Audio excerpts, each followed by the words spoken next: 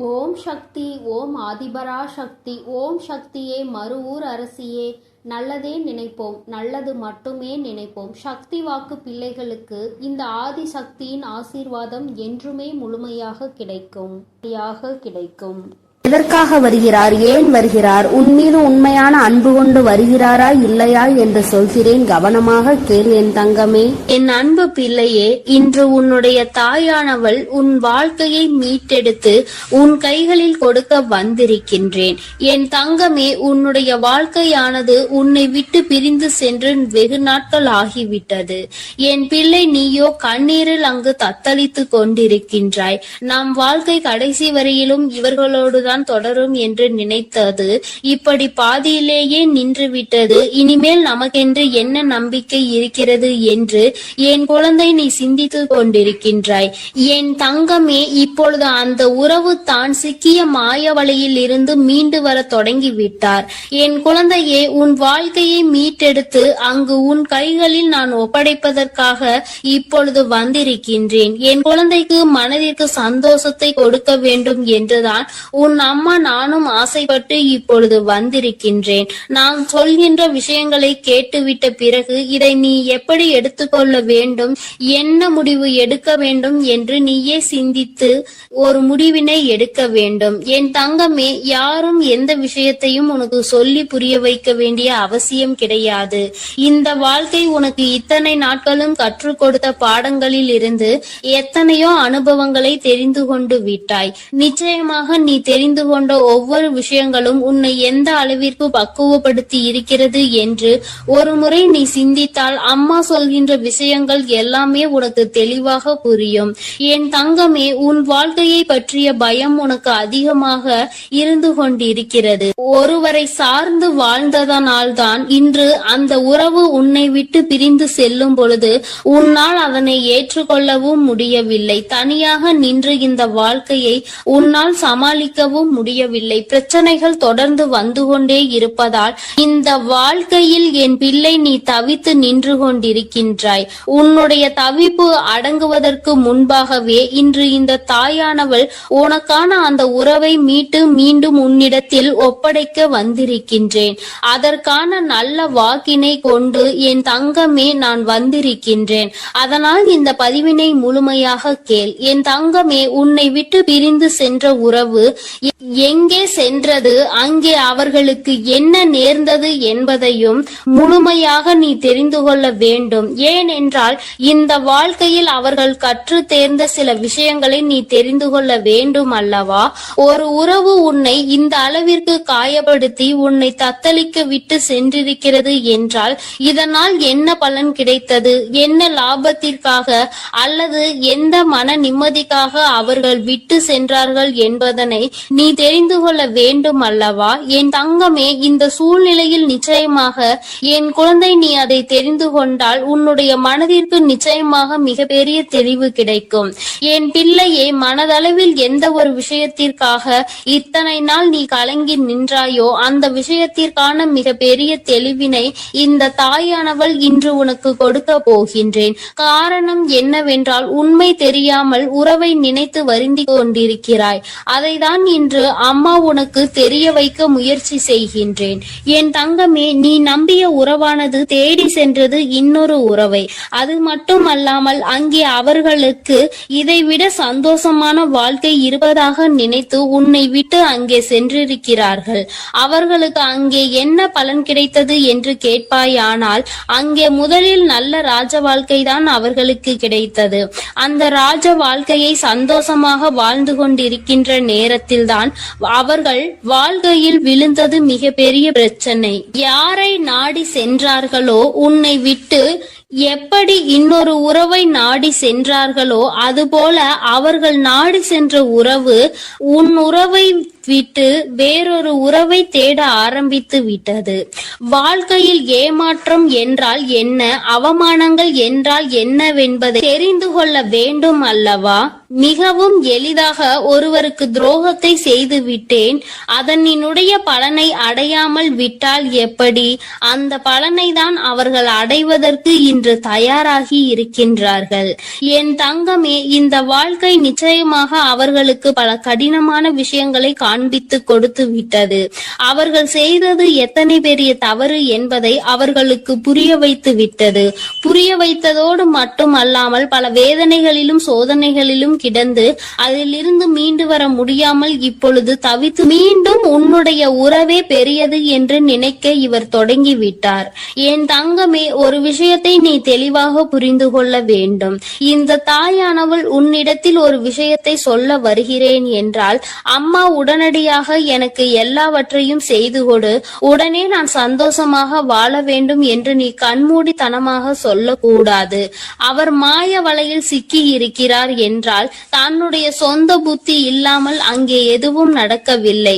தன்னுடைய வாழ்க்கை, அதிலும் தன்னை நம்பிய ஒரு உறவு, தன்னை விட்டால் யாருமே அந்த உறவுக்கு இல்லை என்கின்ற நிலை, இந்த நிலை எல்லாம் உணர்ந்த பிறகும் கூட ஒருவருக்கு துரோகத்தை செய்ய முடிகிறது என்றால், இவர்கள் மீண்டும் உன்னை நாடி வந்து உன்னோடு இருக்கும் பொழுது வேறு ஒரு உறவை தேடினால் அதனால் தவறு யார் மேல் வரும் என்பதை ஒருமுறை நீ சிந்தித்து பார். உண்மையான அன்பிற்கு துரோகத்தை செய்ய நினைத்தவர்கள் நாளை எந்த விஷயத்தையும் உனக்கு செய்ய துணிவார்கள் என்பதை நீ மறந்து விடாதே. இவர்கள் நினைப்பதை நடத்துவதற்கான இடத்தை நீ கொடுக்க கூடாது. ஒரு முறை ஒரு தவறு உன் வாழ்க்கையில் நடந்து விட்டது. இதிலிருந்து மீண்டு வர முடியாமல் நீ தவித்து நின்று கொண்டிருக்கின்றாய். என் தங்கமே, அப்பேற்பட்ட சூழ்நிலையில் அதே உறவு மீண்டும் ஒன்றை சொன்னால் அதை நம்புவதற்கு நீ முட்டாளாக இருந்து விடாதே. மாய வலையில் இருந்து மீண்டும் பேசுவதற்கு அவர்களுக்கு சுயமாக வேறு காரணங்கள் வரத்தான் செய்யும். ஒருவர் வாழ்க்கையை கெடுத்து இன்னொருவருக்கு சந்தோஷத்தை கொடுக்க நினைக்கின்ற உறவுகள் தன்னுடைய சுயநலத்தை மட்டுமே முன்னெடுத்து வைக்கின்றார்கள். உறவுகள் ஒரு நாளும் வாழ்க்கையில் உனக்கு தேவை கிடையாது என்பதை முதலில் நீ புரிந்து கொள். என் தங்கமே, நீ ஒவ்வொரு நாளும் இதனால் அழுது அழுது எந்த அளவிற்கு என் தங்கமே இந்த தாயானவள் முன் நீ புலம்பிக் கொண்டிருந்தாய் என்பதை ஒரு நிமிடம் சிந்தித்து பார். எப்பொழுதுமே உனக்கு நல்லதை மட்டுமே எடுத்து சொல்வேன். என் குழந்தையின் வாழ்க்கைக்கு ஏற்ற விஷயமாக இருந்தால் அதை நான் உன்னை விட்டு ஒரு நாளும் விலக்கி வைத்திருக்க மாட்டேன். என் தங்கமே, எல்லாவற்றையும் தாண்டி உன்னை விட பெரிது என்று நினைத்து இன்னொன்றை தேடி சென்ற உறவு மீண்டும் உன்னிடம் திரும்பி வந்தாலும் என்றென்றைக்கும் நீ அதனை நாடி செல்லாதே. உண்மையான உன் மீது அன்பு கொண்ட உறவாக இருந்தால் அந்த உறவு ஒருபொழுதும் இன்னொருவரை தேடி செல்லாது. என் தங்கமே, இது பொய்யான உறவு என்பதை நீ புரிந்து கொள்ள வேண்டும். அதனால் என் பிள்ளையே, எதுவானாலும் சிந்தித்து முடிவெடு. மீண்டும் ஒரு ஏமாற்றத்தை ஒருவேளை கொடுத்தால் அதை உன்னால் தாங்கிக் கொள்ள முடியும் என்று நீ நம்பினால் மட்டுமே இந்த வாழ்க்கையை நீ தேர்ந்தெடுக்கலாம். இல்லை, எனக்கு வேண்டாம், என்னால் முடியாது என்று நீ சொல்வாயானால் நிச்சயமாக நீ தப்பித்து கொள்ள வேண்டும் என்றுதான் அம்மா சொல்கின்றேன். என் குழந்தையே, வாழ்க்கையில் உண்மையான அன்பினை கொடுக்க எத்தனையோ பேர் இருக்கிறார்கள். பொய்யான அன்பிற்காக உன்னுடைய வாழ்க்கையை நீ தொலைத்து விடக் கூடாது என்றுதான் அம்மா சொல்கின்றேன். என் குழந்தையின் மனதில் இருக்கின்ற இந்த எண்ணங்களை அம்மா நான் நிச்சயமாக புரிந்து கொண்டதன் பலனாக தான் உன்னிடத்தில் சொல்கிறேன். வேண்டாம் என்று முடிவெடுத்து விட்டால் என்னிடம் வா, அம்மா உனக்கான ஆறுதலை கொடுக்கிறேன். வேண்டும் என்று முடிவெடுத்தால் அந்த வாழ்க்கை உன்னுடைய பொறுப்பு. இனி உன் வாழ்க்கையை நீதான் பார்த்து கொள்ள வேண்டும். அதில் மட்டும் நீ கவனமாக இருந்து விட்டால் போதும். அம்மா உன்னை எப்பொழுதுமே கைவிட மாட்டேன் என்பதை மட்டும் நீ தெளிவாக புரிந்து கொண்டால் போதும். என் அன்பு பிள்ளையே, உன்னை விட்டு சென்ற உறவு மீண்டும் உன்னை தேடி வருகிறது. அதற்கான காரணம் என்னவென்று முழுவதுமாக கேட்டு தெரிந்து கொண்டு அம்மா சொல்லும் முடிவை உடனே எடு. ஏனென்றால் என் அன்பு குழந்தை இப்பொழுது மிகவும் கோபத்தில் இருக்கிறது. தன்னுடைய செயல்கள் பிடிக்காமல் மனமுடைந்து போய் இருக்கிறது.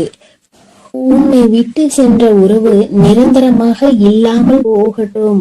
இனி எனக்கு அவர்கள் வேண்டாம் என்று அவர்களை வெறுத்து என் அன்பு குழந்தையானது இப்பொழுது மனதை கல்லாக்கி கொண்டு உட்கார்ந்திருக்கிறது. ஆரம்ப கட்டத்தில் அந்த உறவின் மீது உயிராய் இருந்தாய்.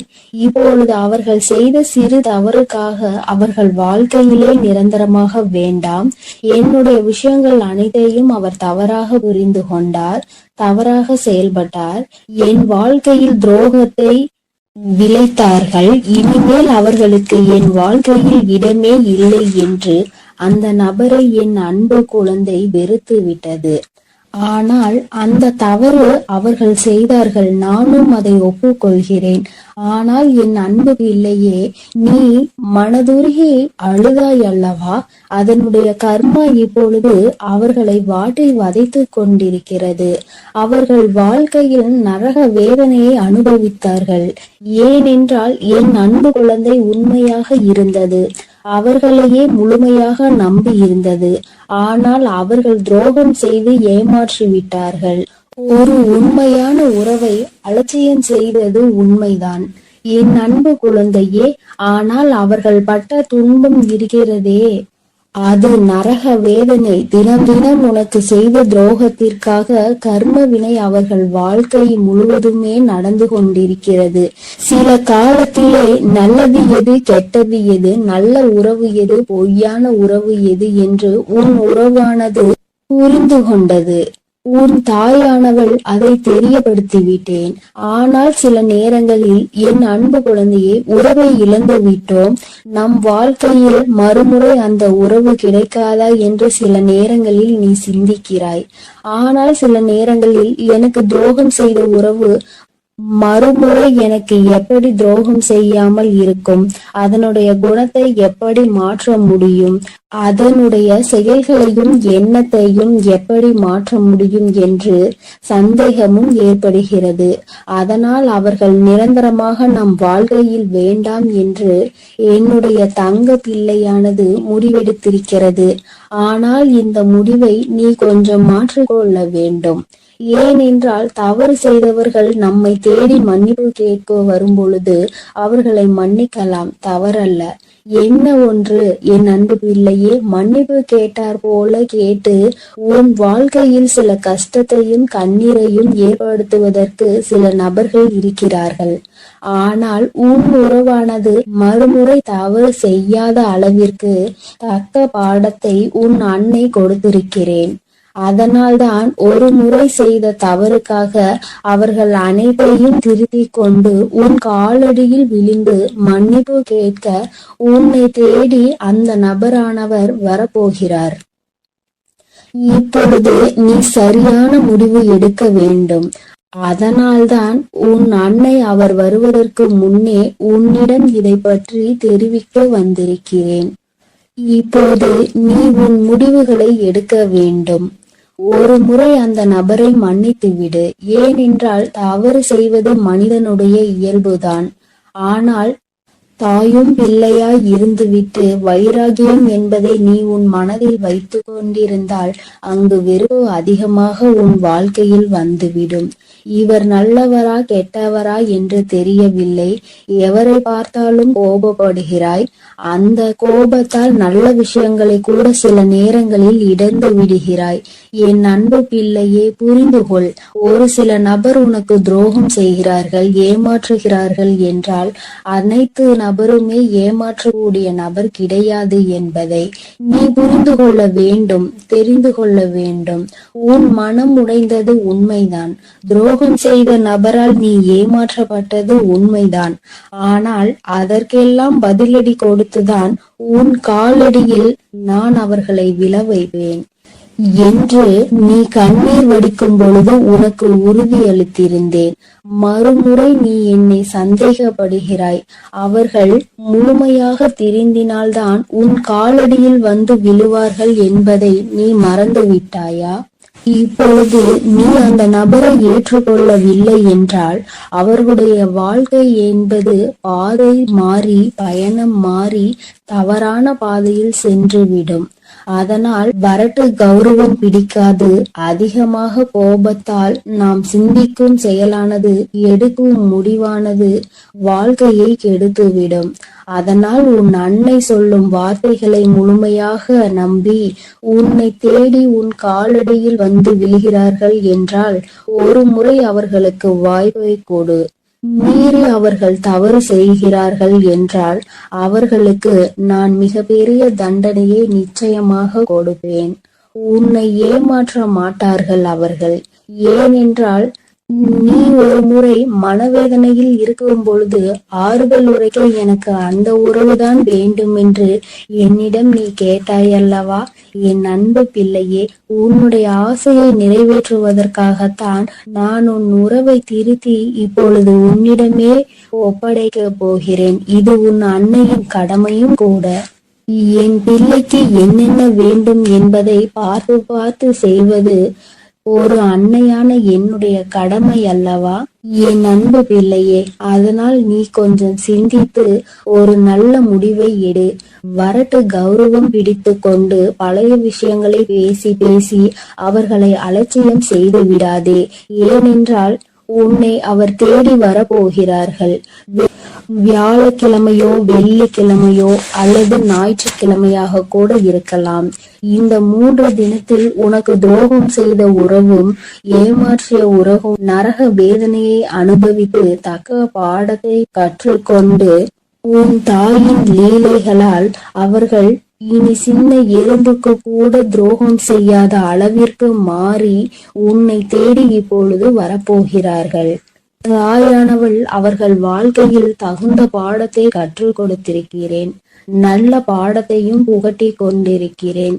நம்பியவருக்கு துரோகம் செய்தால் என்னென்ன பலன் கிடைக்கும் என்று, இரட்டிப்பு பலன் கிடைக்கும் என்று, அதுவும் என்னுடைய பிள்ளைகளை ஏமாற்றினால் என்ன பலன் கிடைக்கும் என்று அனைத்தையும் உன் உறவானது இப்போது புரிந்து கொண்டது. அதனால்தான் உன் காலடியில் வந்து விழப்போகிறது நிரந்தரமாக. எல்லாம் எதற்காக செய்தேன் தெரியுமா? நீ வடித்த கண்ணீரும் உண்மையான உன்னுடைய பக்தியும் உண்மையான அன்பும் உன்னிடம் இருக்கும் நேர்மையும் இதனால்தான். உன் தாயானவள் நான் இதை உனக்காக செய்திருக்கிறேன். உன்னை எவர் ஏமாற்றினாலும் உனக்கு எவர் துரோகம் செய்தாலும் உன் தாயானவள் ஒருபோதும் பொறுத்து கொள்ள மாட்டேன்.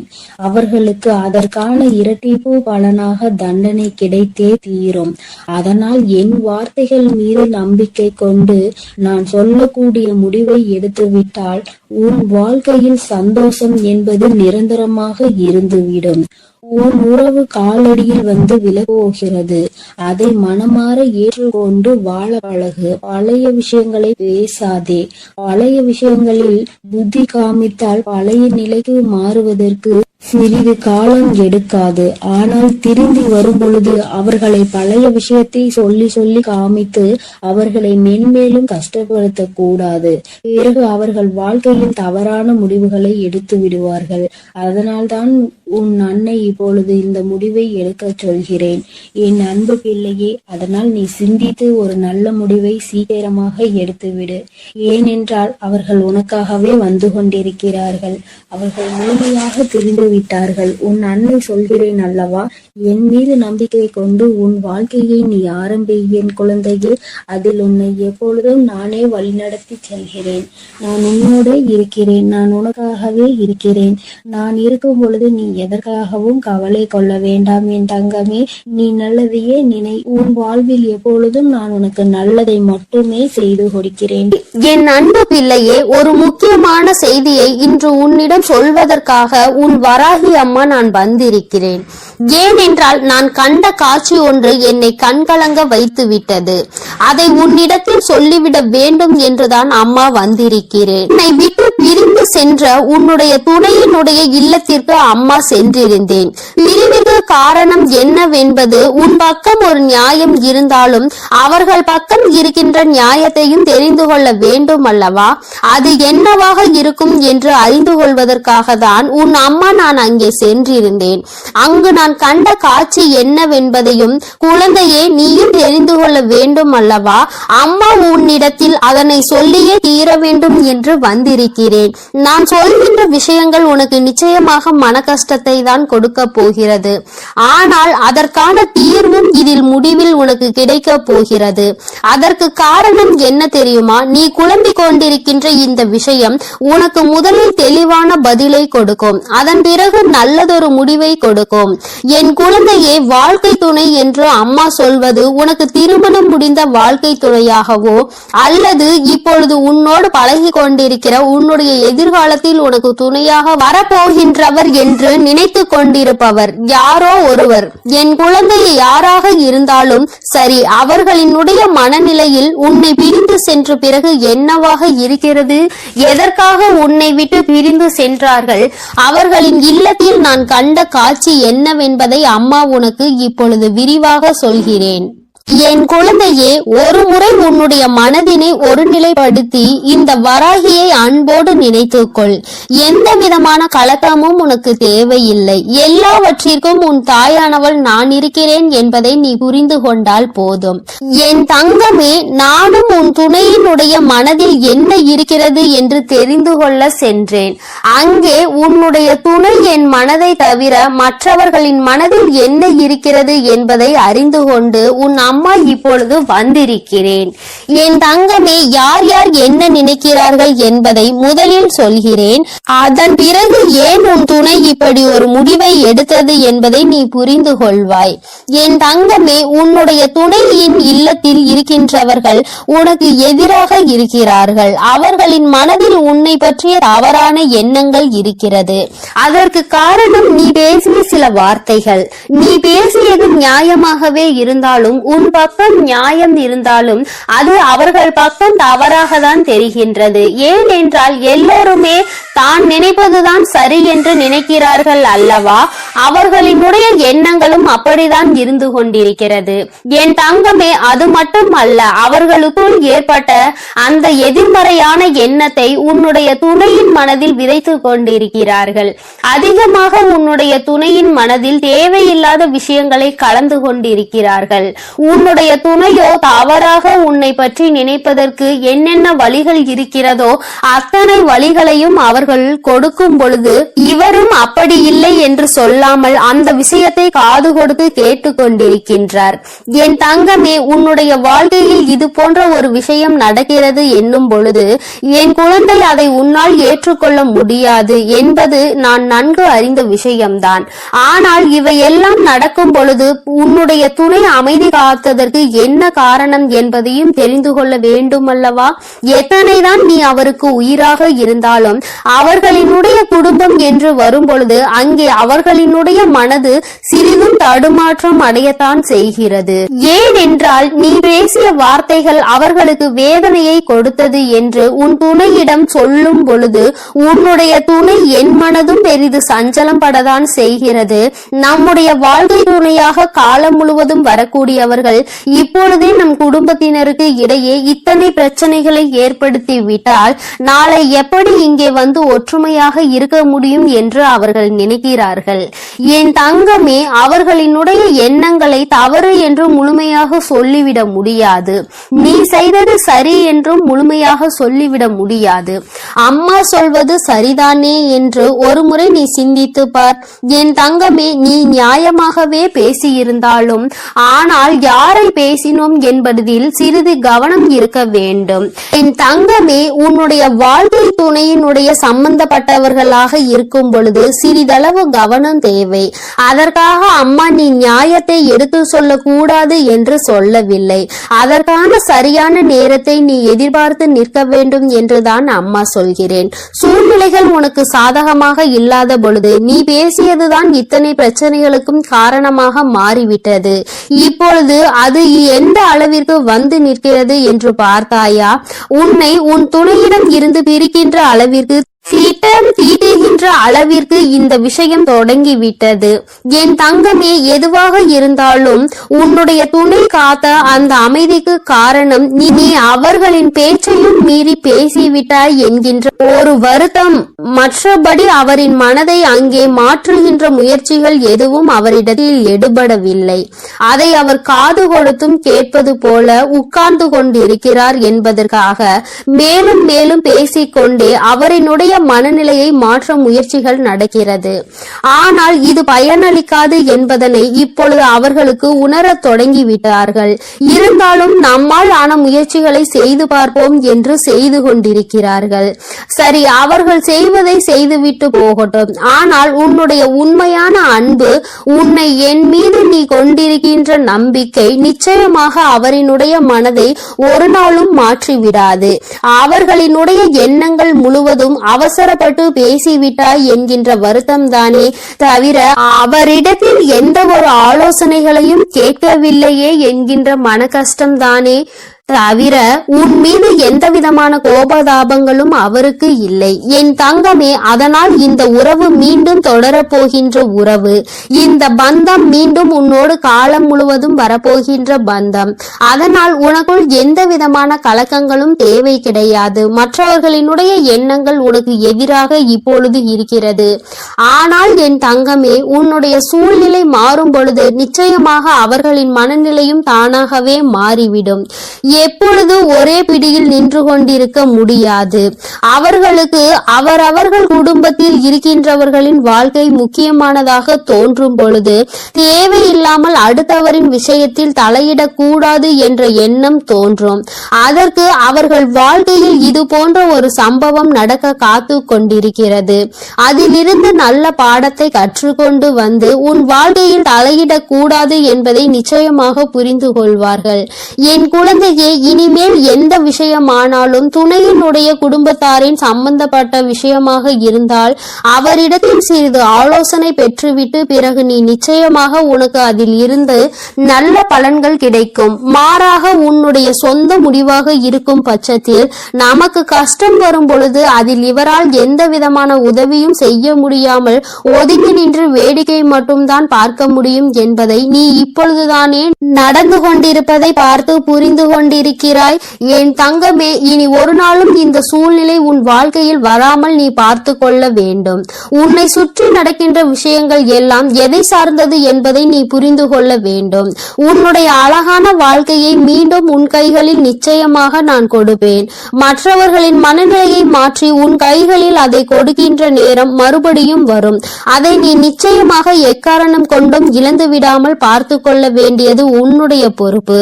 என் தங்கமே, இந்த வராகி அம்மாவினுடைய ஆசீர்வாதங்கள் உனக்கு எப்பொழுதும் இருந்து கொண்டுதான் இருக்கிறது. ஆனால் உன்னுடைய வாழ்க்கை உன் கையில் தான் இருக்கிறது என்பதை நீ மறந்து விடாதே. சர்வ நிச்சயமாக இந்த வராகியானவள் கொடுத்த வாக்கினை நிச்சயமாக நிறைவேற்றி காட்டுவாள். நான் உன் வாழ்க்கையை உன் கைகளில் கொடுக்கிறேன் என்று சொல்லி இருக்கிறேன் அல்லவா? சர்வ நிச்சயமாக உன் வாழ்க்கையை நான் உன் கைகளிலேயே ஒப்படைப்பேன். அதுவரையிலும் நீ சற்று பொறுமையாக நம்பிக்கையோடு காத்திருந்தால் மட்டும் போதும். நடப்பது என் அன்பு குழந்தைக்கு இந்த ஆதிபராசக்தியின் அன்பும் ஆசீர்வாதமும் முழுவதுமாக கிடைக்கும். ஓம் சக்தி, ஓம் ஆதிபராசக்தி.